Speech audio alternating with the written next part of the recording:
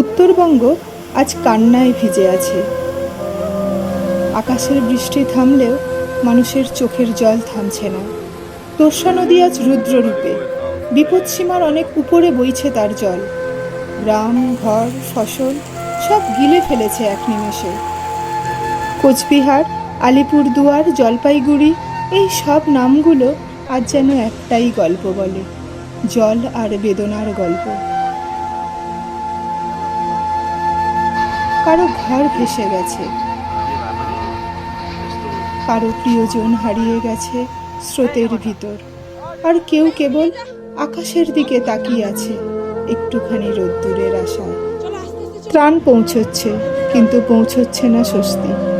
রাতের আঁধারে শিশুর কান্নায় মিশে যাচ্ছে নদীর গর্জনে।